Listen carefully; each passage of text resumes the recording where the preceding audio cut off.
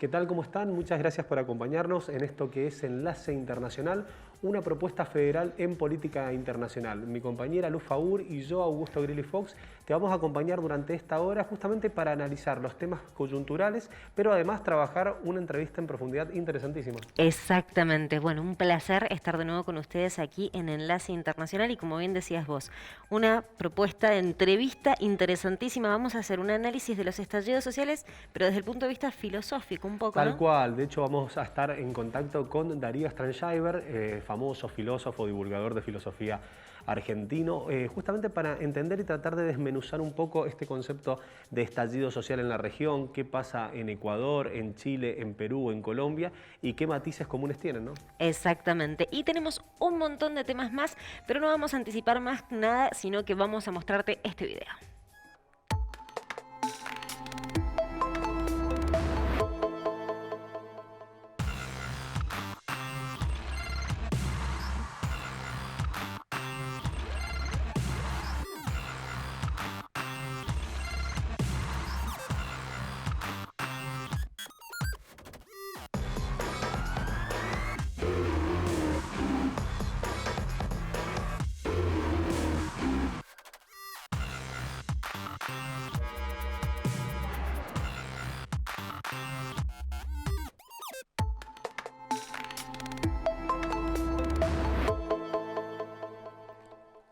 Ahora nos vamos a Cuba justamente para analizar en profundidad qué es lo que se ha desarrollado, qué es lo que ha pasado a partir de distintas manifestaciones que se dieron en las cuales se fueron interpretando de diferentes perspectivas tanto los reclamos como las lecturas. Exactamente. El 11 de julio se dieron estas masivas protestas en Cuba principalmente, iniciaron en San Antonio de los Baños y después se fueron extendiendo a distintas ciudades de la isla. La cuestión es que esto ha generado mucha controversia. ¿Por qué? Porque empezaron a difundirse una serie de videos y protestas en las redes sociales y esto también llamó la atención de Miguel Díaz-Canel, el presidente, quien llamó a las calles, a los revolucionarios, a defender la revolución. Esto generó justamente las controversias porque hubo una serie de represiones, detenciones y también la injerencia por parte de Estados Unidos, ¿no? Tal cual, de hecho, varias críticas que se generaron sobre el accionar de la lógica de Estados Unidos hacen eje en el sentido de que algunos abordajes que se plantearon no representaban la realidad, sobre todo con algunas imágenes de protestas en Egipto en 2010 y con otros materiales que también no visualizaron la realidad de lo que se dio en la isla. Un tema que también se puso en discusión es cuál fue el verdadero objeto de dichas manifestaciones, porque en un principio se había planteado que eran reclamos por las largas colas para poder adquirir distintos artículos sanitarios, médicos y alimenticios, y por otro lado algunos sectores salieron a plantear que eran pidiendo que renunciara el gobierno. Sí, había de todo un poco. También si uno lo ve y hace un análisis de las manifestaciones en cuanto a lo que son las imágenes, había de reclamos de todo tipo, desde esto que vos señalabas, de las colas, y otros pedían la renuncia de Miguel Díaz-Canel. La cuestión es que por ahí meternos en ese detalle de cada una de las protestas es difícil, y más teniendo en cuenta que el tema Cuba es muy delicado, ¿no? Y cómo se sienta el posicionamiento también es difícil. Lo que nosotros tratamos de hacer es de construir un poco la información y decir cuáles fueron los diferentes aspectos y tener en cuenta que las protestas fueron legítimas, pero también es legítimo lo que en cierta forma reclama el gobierno de Miguel Díaz-Canel en contra de Estados Unidos por el bloqueo económico que viene implementando desde 1962. Exactamente, de hecho es interesante a la hora de generar un análisis sobre la situación político, social, económica, sanitaria de Cuba, interpretar este contexto de pandemia y hacer eje en que en este caso Cuba no es una isla, dado el contexto de pandemia en el que nos encontramos. También entender que ha replicado, que se ha generado un impacto muy fuerte en materia turística, lo cual ha reducido el ingreso de remesas. Y también interpretar que por ahí países como Estados Unidos ha generado una intención de crédito interno de 7 billones de dólares, la Comunidad Europea de 1,9 billones de dólares y en el caso de Cuba, además de no poder generar crédito, tampoco puede acceder a los créditos, tampoco se puede claro, trabajar financiamiento externo con otros países por este propio bloqueo. Sí, exacto. Bueno, de hecho eso es importante tenerlo en cuenta porque, como decíamos, el bloqueo económico se viene desarrollando desde 1962. Antes, también en 1960, en el gobierno de Eisenhower se había aplicado las primeras sanciones económicas en, digamos, medida de en contrapropuesta, digamos, de lo que había realizado Fidel Castro en cuanto a la estatización de las empresas estadounidenses en Cuba. La cuestión es que después, en el 62, se realiza a través del gobierno de John F. Kennedy directamente la oficialización de este bloqueo económico total comercial sobre Cuba, y en 1996 se refuerza aún más este embargo, que en ese momento era embargo, pasa a ser en cierta forma bloqueo, porque es en 1996 que empieza a aplicarse la ley Helms-Burton, que es la ley de solidaridad y la democracia, para la solidaridad y la democracia en la isla cubana, que lo que permite es una aplicación extraterritorial de este embargo, no solamente de Estados Unidos, sino que Estados Unidos tiene la facultad de sancionar a empresas que no sean estadounidenses y que tengan relaciones con la isla. Esto básicamente porque no pueden utilizar ni su sistema bancario ni el tema del dólar, ¿no? Esto habla de una forma clara, definida, de un injerencionismo concreto, real, que de hecho se ha manifestado con el voto en la Asamblea General de la ONU. Exacto, desde 1992. En rechazo de lo que son estas políticas de bloqueo, con las cuales 184 países han votado en contra. Eso en la última presentación. Y han votado a favor Estados Unidos e Israel, y se han abstenido Colombia, Brasil y Ucrania. Exacto.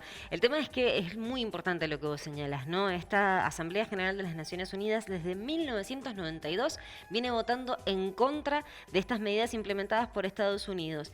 Y el 23 de junio esta propuesta de 183 países. La cuestión es que está demostrado un injerencionismo por parte de Estados Unidos, que de hecho en las últimas horas, porque se hablaba de qué iba a pasar con el gobierno de Joe Biden, porque de hecho Joe Biden durante su campaña electoral había dicho que iba a rever todas las medidas que había implementado Donald Trump, porque recordemos que Donald Trump endureció aún más todavía las medidas contra Cuba, ejerciendo más de 240 nuevas medidas, entre ellas, por ejemplo, la prohibición de las remesas de manera formal. De hecho, cerró las filiales de Western Union, que iban las remesas directamente hacia Cuba. Y bueno, había dicho Joe Biden que iba a tener una política más de mayor flexibilización hacia Cuba. Bueno, ahora, esta semana se conoció que no, que esto no es así, y que de hecho Joe Biden se aleja un poco de esta prerrogativa, anunciando nuevas sanciones en contra de Cuba, puntualmente contra, digamos, muy individualizadas. Una es contra el ministro de Defensa de Cuba, y la otra es contra las boinas negras. Exactamente. Exactamente, este comando de élite militar.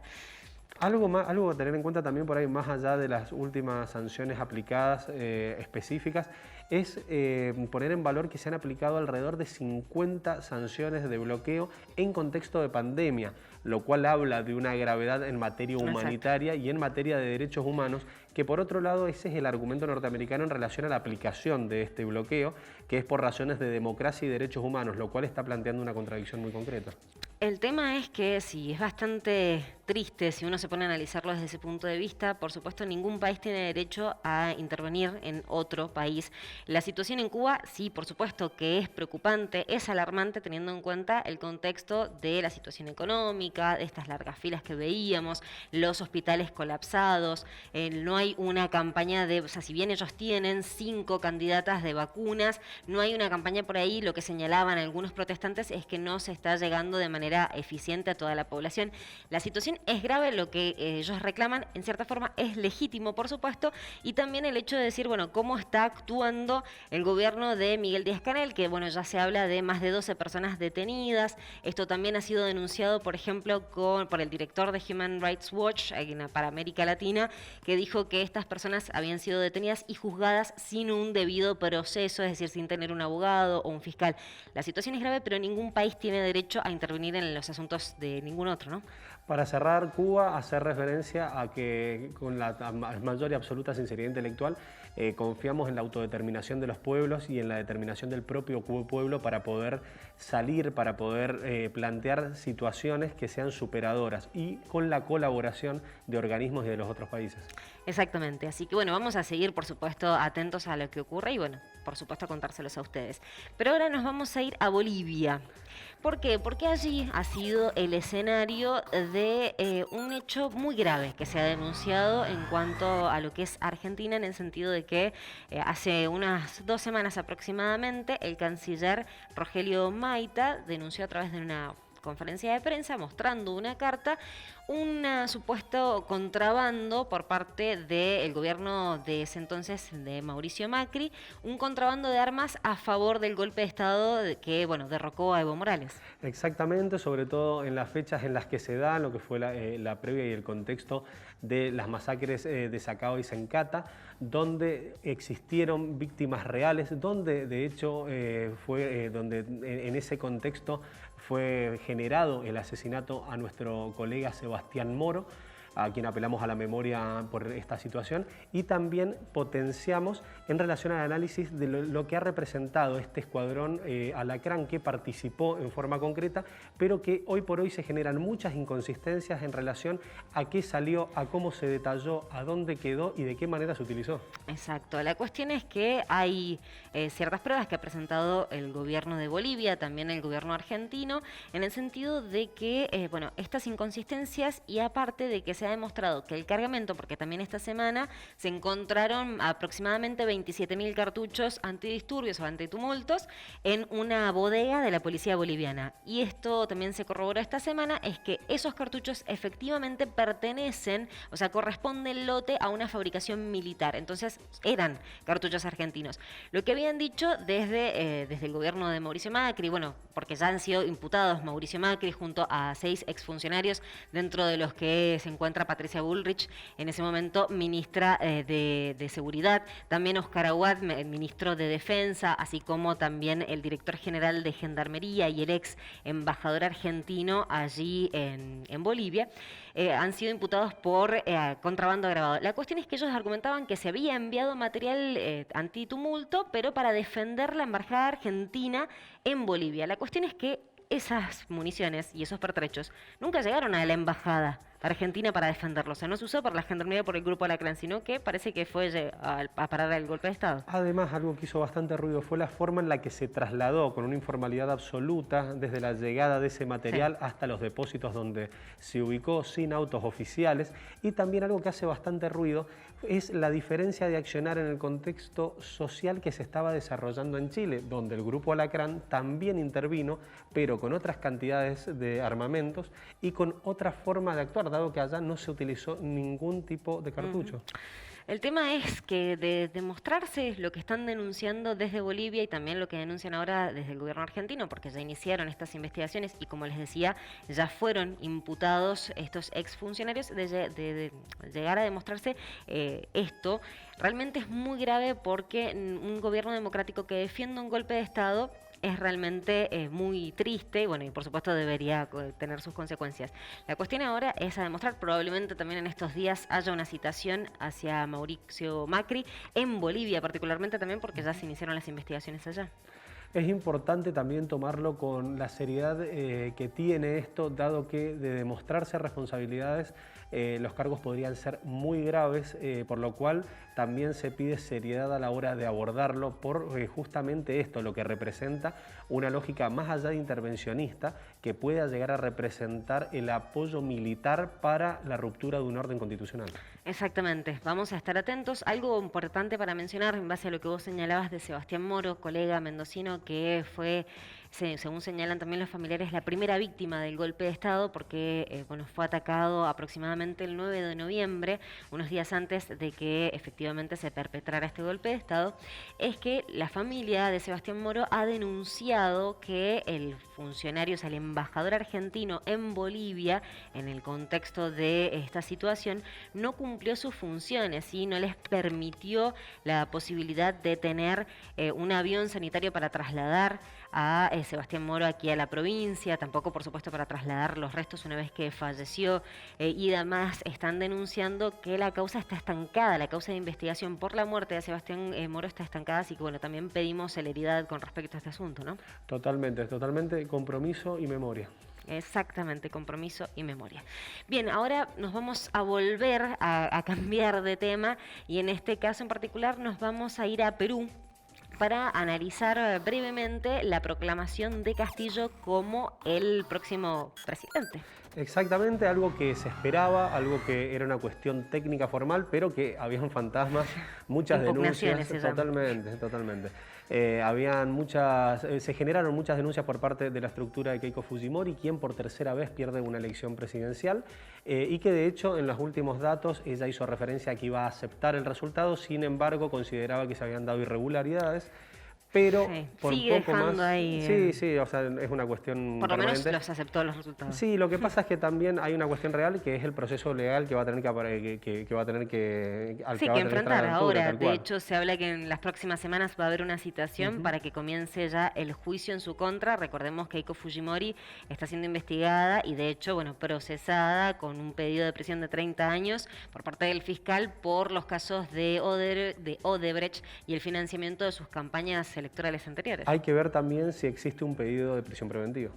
Ya se había hecho, de hecho, un pedido de prisión preventiva durante lo que fue la campaña electoral. Esto fue denegado por un juez. Vamos a ver ahora qué ocurre, porque bueno, ya no están en un contexto electoral. Ya Castillo se va a asumir el 28 de julio y hay que analizar cómo sigue la situación. Ella, de hecho, ya cumplió una prisión preventiva de 16 meses.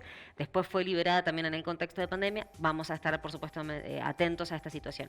La cuestión es que es importante tener en cuenta qué es lo que pasa en Perú en estos días. 28 de julio es el día del acto de asunción, del traspaso del poder de Francisco Sagasti, gobierno interino, a Pedro Castillo, y va a estar presente Alberto Fernández. Exactamente, además en un contexto del bicentenario en Perú, donde el país cumple 200 años, donde se entiende también un giro político bisagra tanto en el país como en la región, y donde Pedro Castillo se encuentra con desafíos muy concretos, muy reales, en materia de contexto de pandemia, Exacto, en materia de expectativas que ha generado justamente su llegada a la presidencia por los planteos generados por distintas partes, como lo es el sur, como lo es la cordillera y como lo es la selva, en relación a la poca distribución de eje temático que se da con Chile también, que tiene dicho país. De hecho, entendemos también que los reclamos vienen en forma estructural en materia de educación, salud, trabajo, sistemas previsionales. Entonces es ahí donde va a tener los principales desafíos, además de poder captar la lógica de construcción por parte de los sectores empresarios en un país donde el PBI ha crecido en los últimos 20 años, la marca país, salvo en 2020 por la pandemia. Exactamente, pero en los últimos 20 años ha tenido un crecimiento constante, y por su parte Castillo hizo referencia a que su intención es que siga creciendo, pero con otra lógica distributiva. Exacto, hay que ver también el desafío de la gobernabilidad. Quedó como la primera minoría del Partido Perú Libre, que ni siquiera es su partido, ¿sí? Es el partido de Vladimir Cerrón, y quedó como segunda fuerza Popular, con 24 escaños. Hay que ver qué pasa con respecto a la gobernabilidad.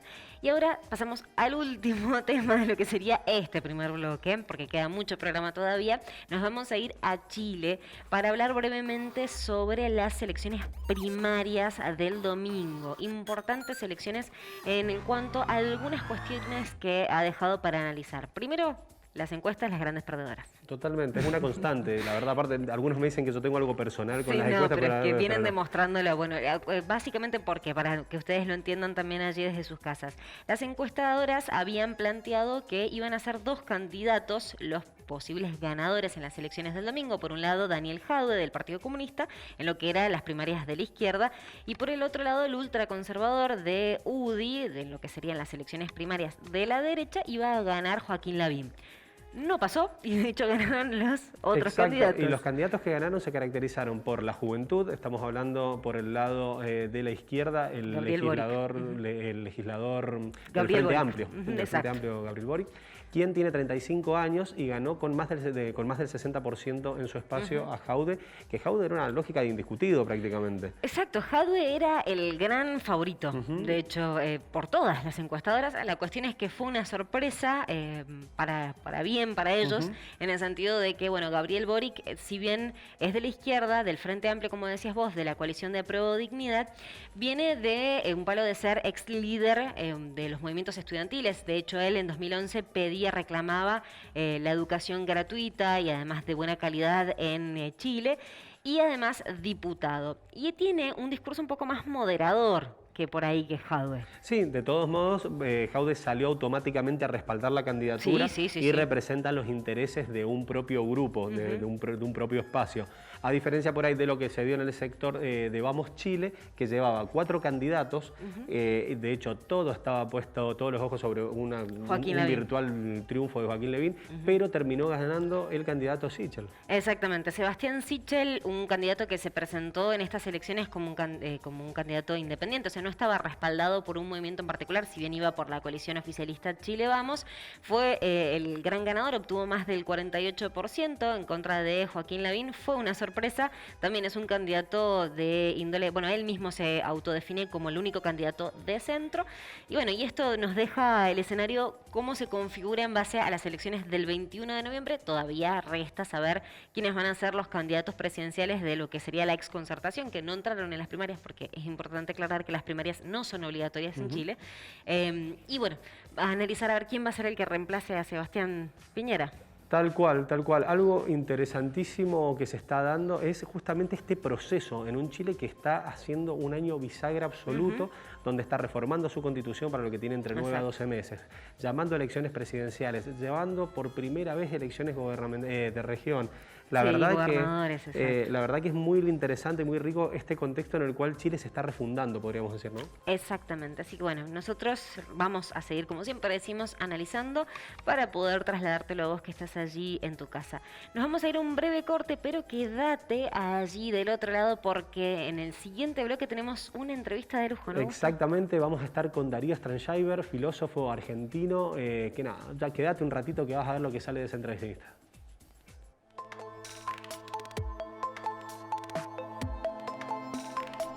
¿Querés internet? Entonces querés Aero. Internet que vuela. En todo Mendoza. Llámanos al 0810-333-0446. Ingresá a www.aero.com.ar. Aero. Internet que vuela.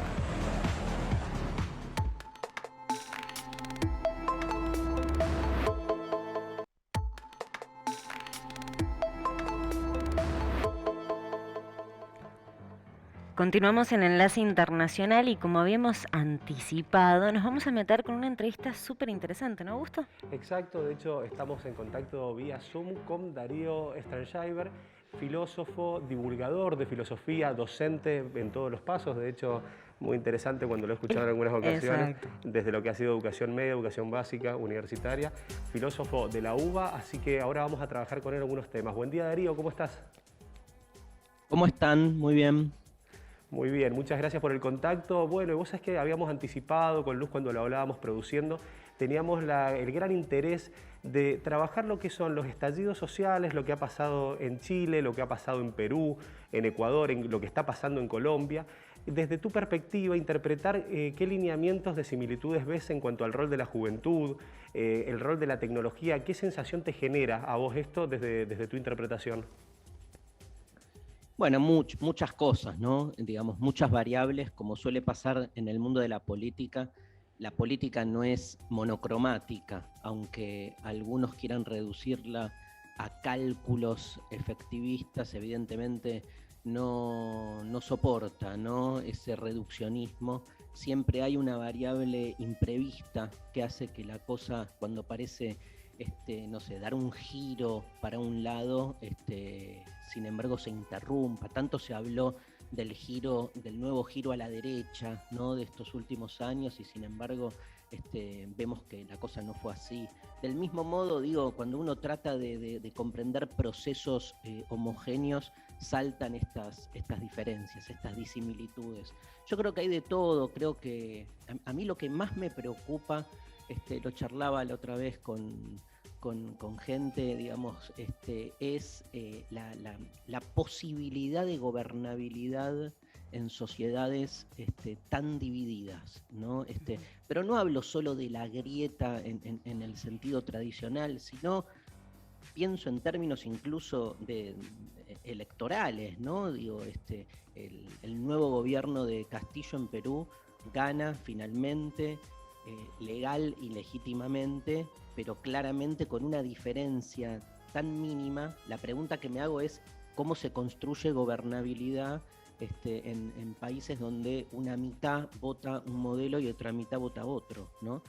Me parece que eso es como lo más problemático. Después, el otro tema que me resulta muy interesante tiene que ver con cómo la política tradicional ha ido perdiendo en las últimas décadas representatividad, claramente, ¿no? Y por eso un poco los ejemplos que vos das tienen que ver con eso, que es que cuando la democracia pierde como esa legitimidad representativa, son movimientos políticos más transversales los que de algún modo logran refundar la representatividad.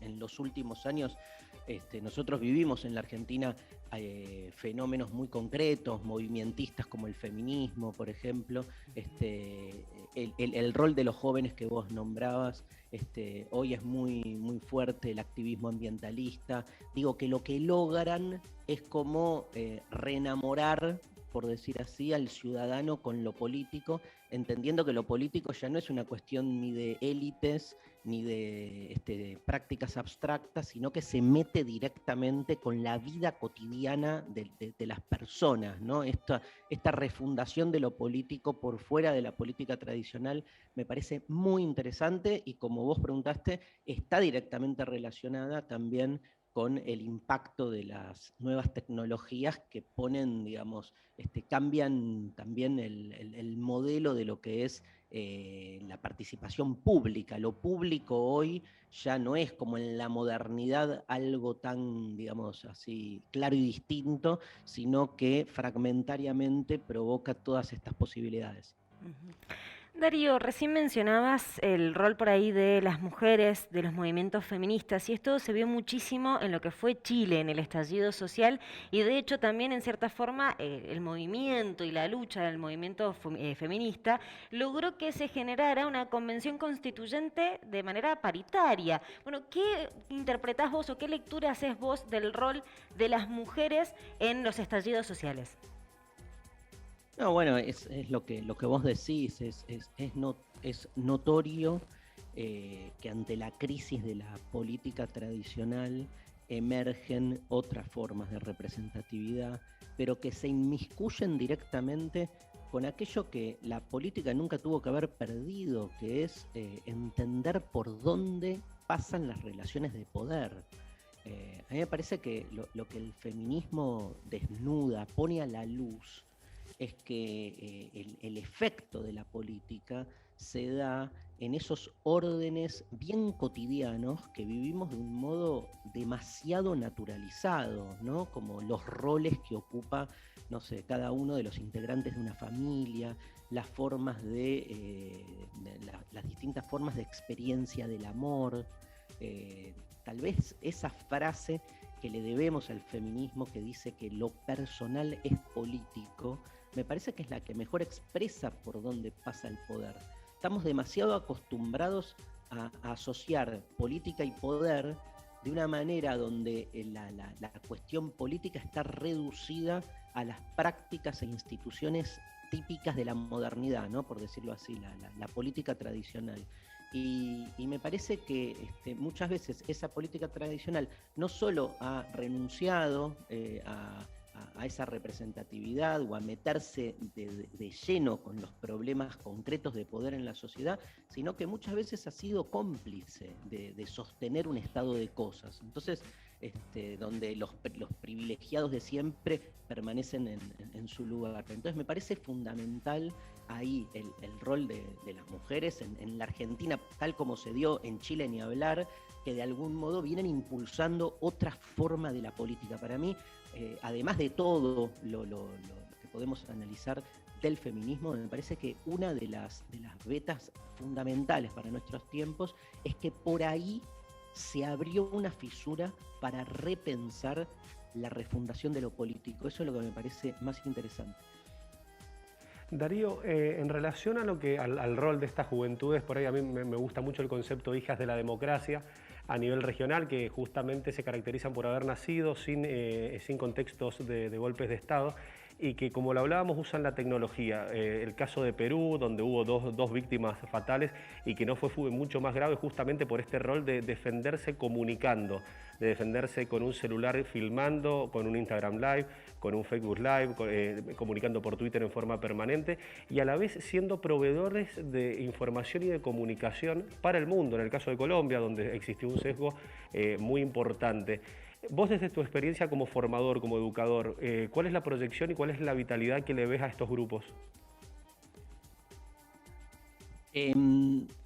No sé, viste, la proyección y vitalidad me parece que, digamos, uno cuando hace un análisis siempre de las disrupciones, es muy fuerte el influjo conservador. O sea, yo creo que en tiempos de paz y armonía, el conservadorismo se relaja, ¿no? Y entonces todos los movimientos así más disruptivos logran como muchos de sus propósitos.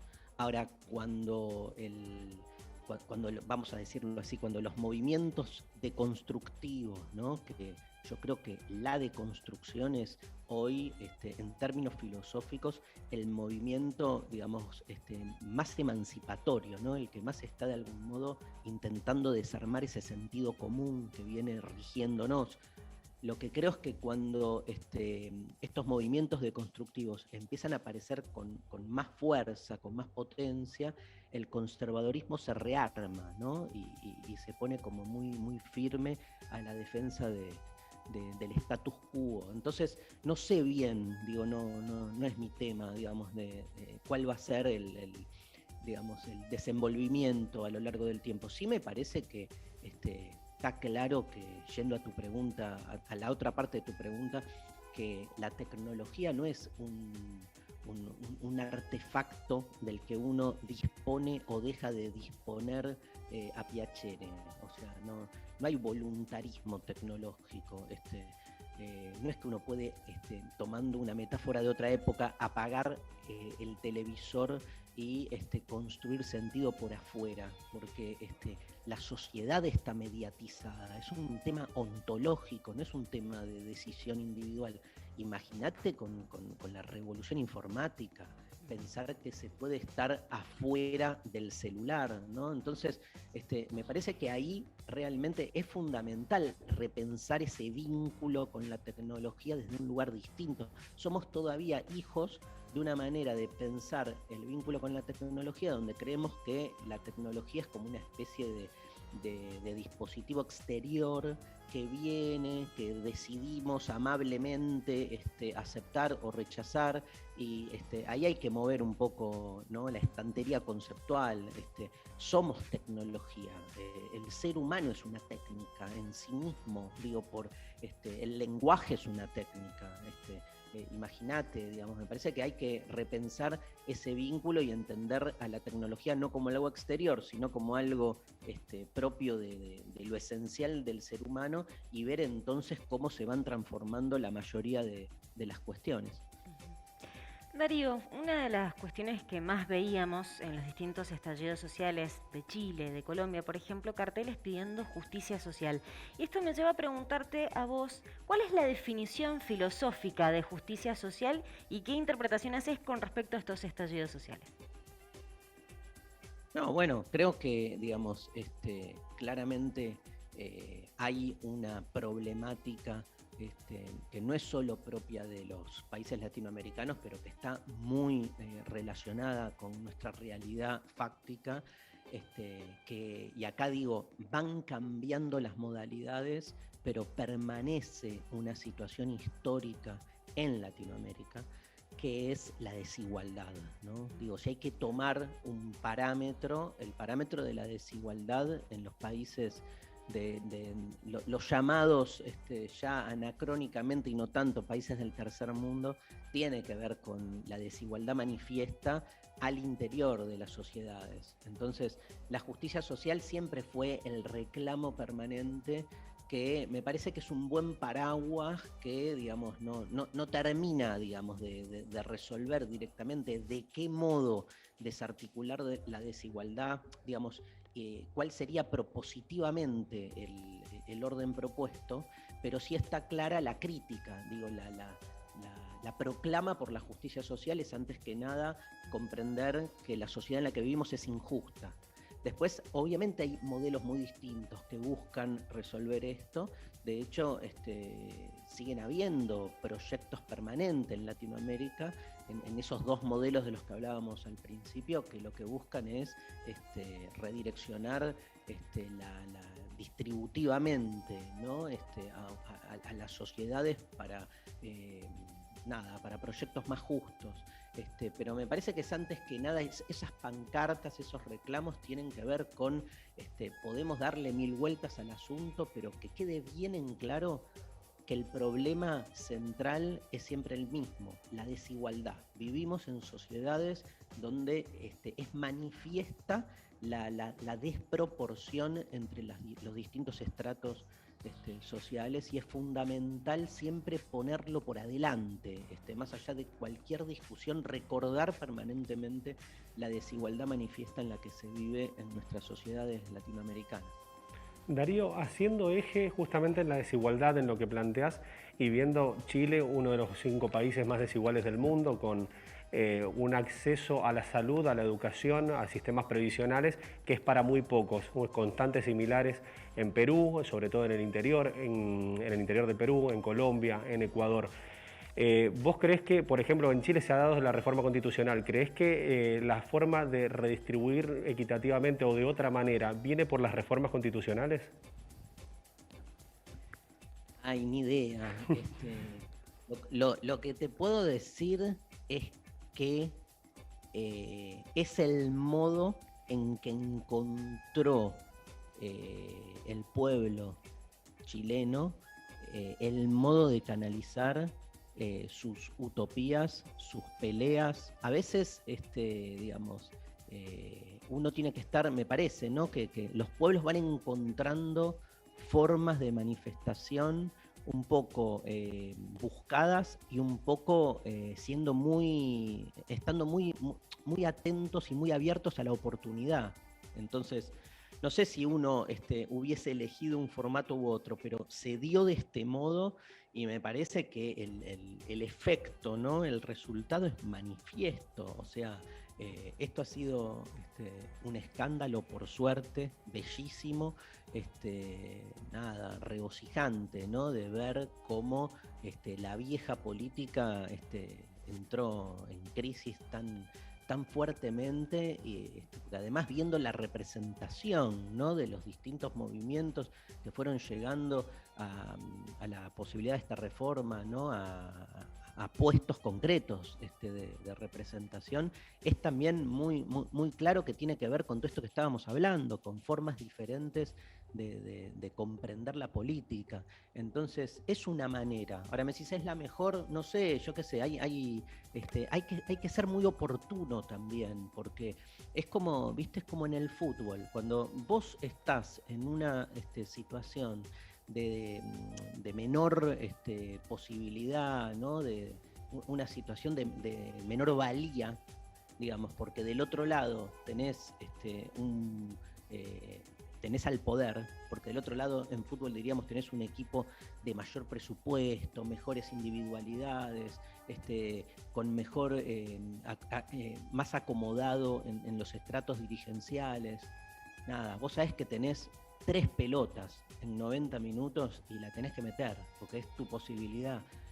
Acá es algo parecido, digamos, o sea, se abrió así y es por ahí, digamos, no hay que pensarla demasiado, ¿no? Me parece que eso, los proyectos que siempre corren en desventaja, me parece que es fundamental que puedan oscilar entre la defensa ideológica de sus pilares, pero también un oportunismo en el buen sentido de visualizar por dónde es posible generar algún tipo de cambio.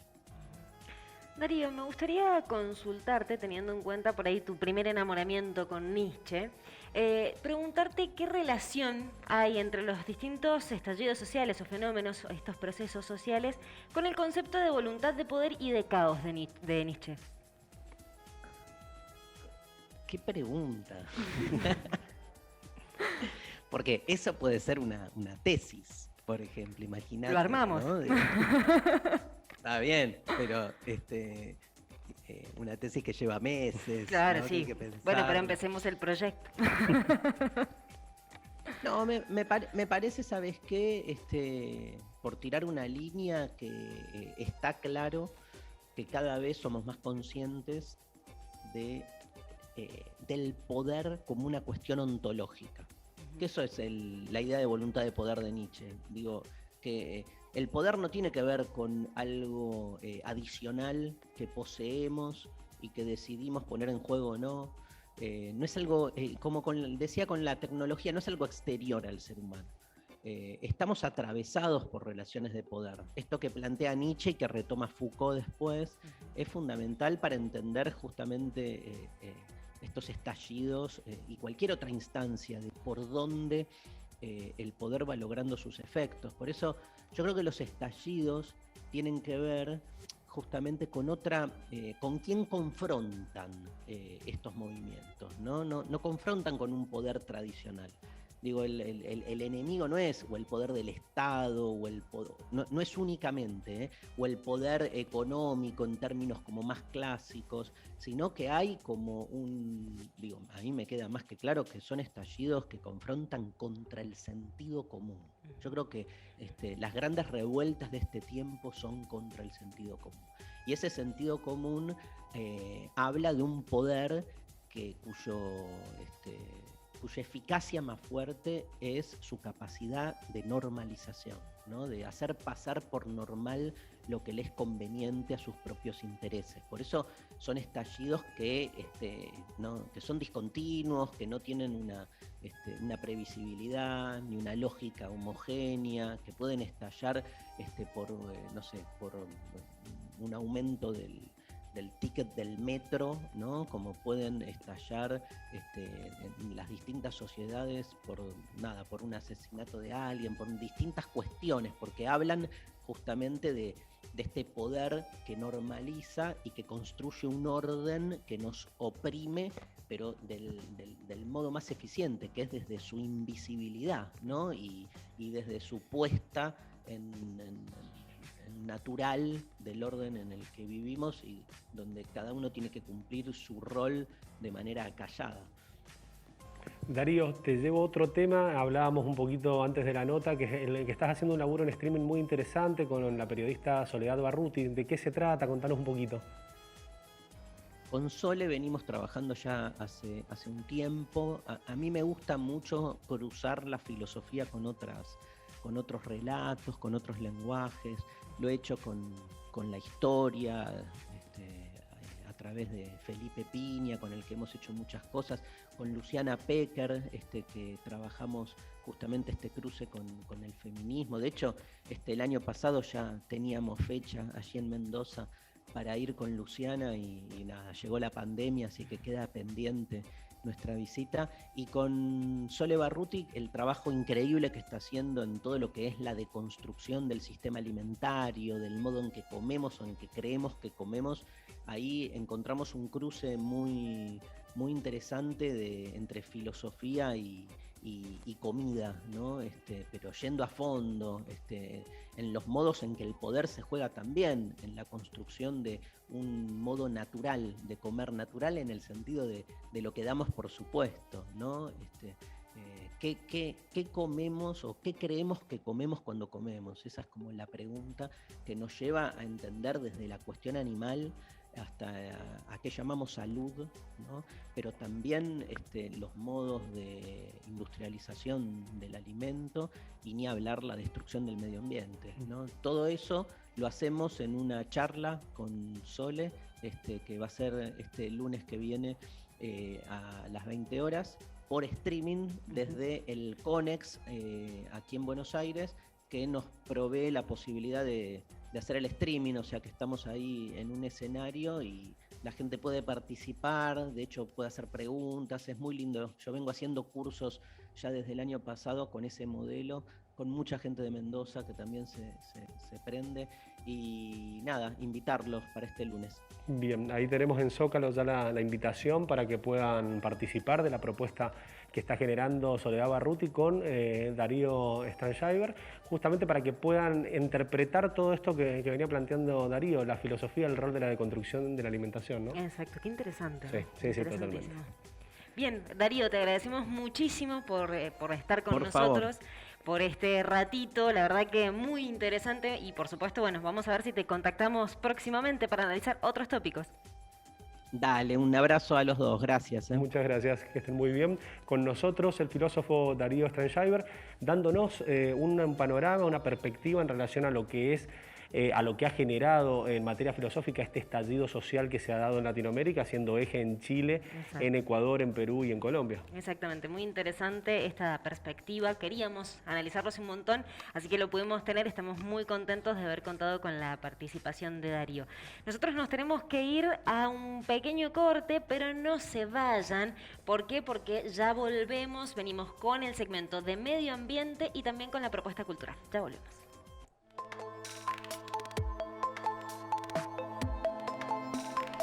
Seguí la cartelera del Imperial en sus redes sociales. Atentos a vos, atentos a tu entretenimiento. Maipú Municipio.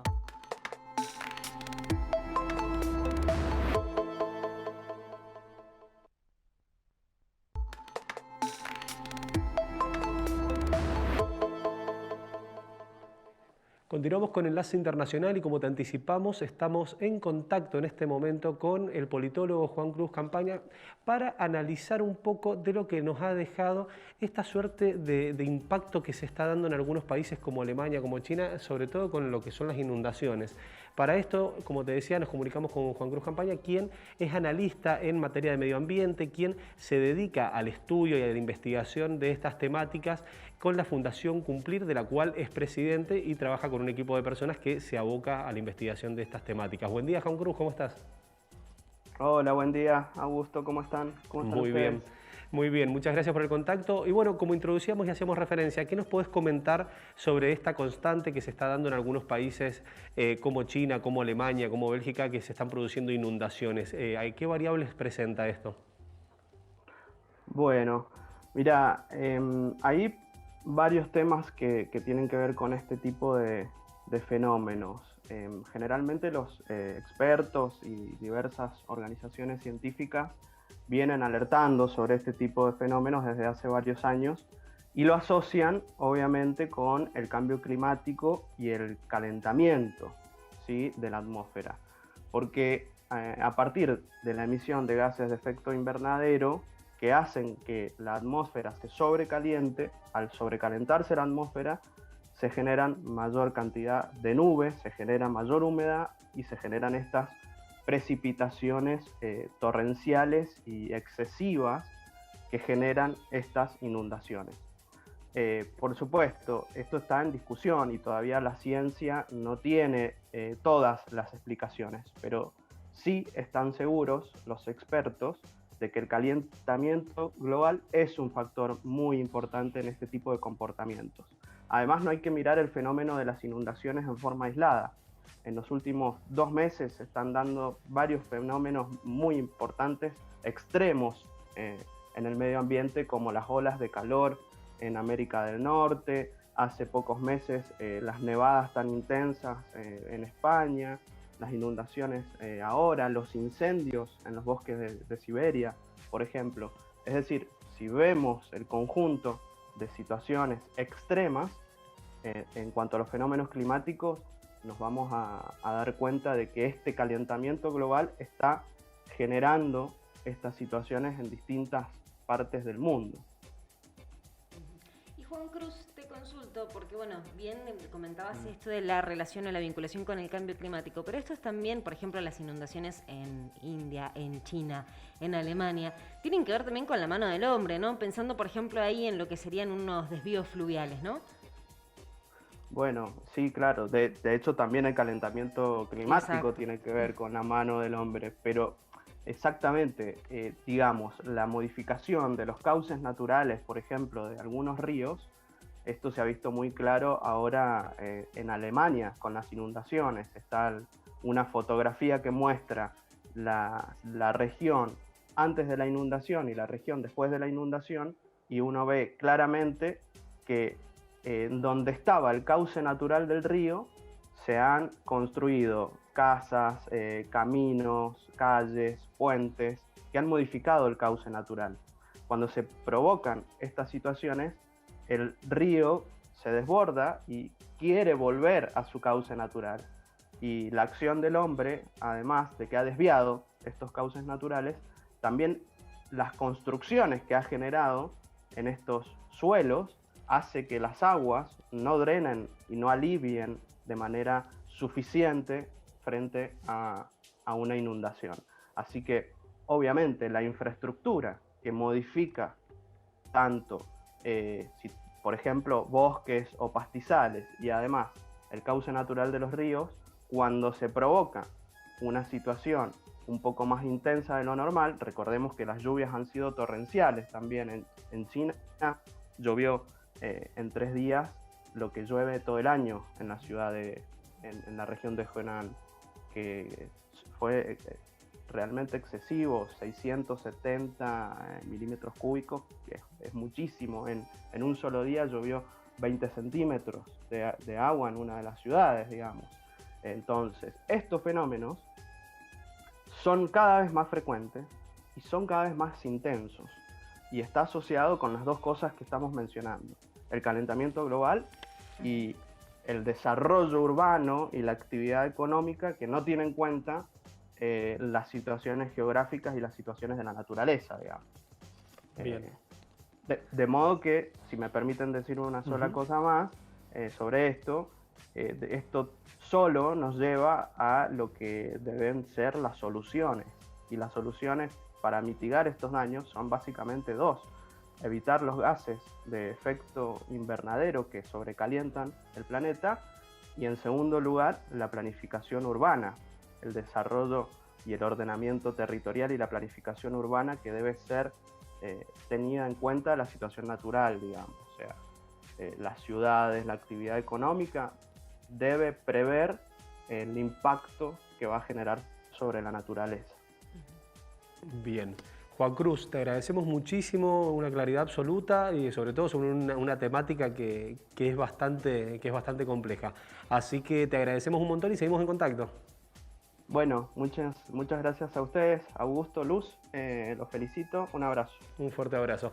Con nosotros Juan Cruz Campaña, politólogo, dándonos una perspectiva en materia ambiental sobre qué representan estas distintas inundaciones. Exactamente, muy interesante como siempre la perspectiva de Juan Cruz Campaña.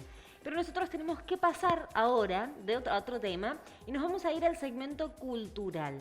En el primer bloque analizábamos la situación actual de Cuba y esto nos hizo pensar en una película que principalmente Augusto había visto hace un tiempo atrás, que es 7 días en La Habana. Muy interesante la película. Totalmente, totalmente. De hecho, básicamente vamos a ver la intervención de 7 directores dando distintos relatos, distintas historias, con su óptica.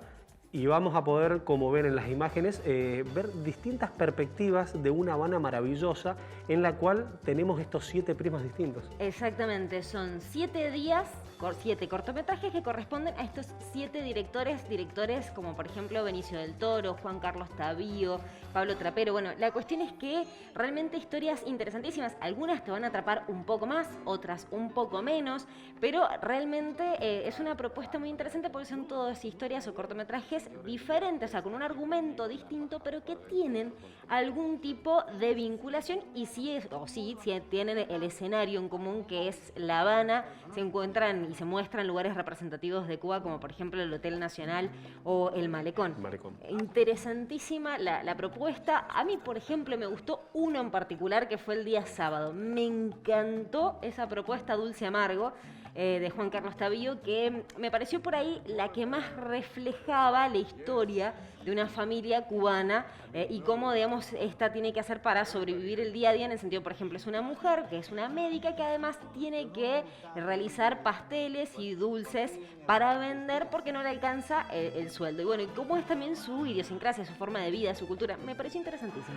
Por mí, yo la verdad no puedo ser crítico porque tengo debilidad por Emir Kusturica. Creo que hace un aporte que es fabuloso, pero creo que todos los trabajos tienen su riqueza. Así que no te pierdas de esta propuesta porque la verdad que me atrevo a decir que es hasta una invitación a un microviaje. Exactamente, es un microviaje, es muy interesante y vas a ver que te va a atrapar. Y después, bueno, de última, comentanos a ver cuál de esos cortos te gustó más. Exactamente.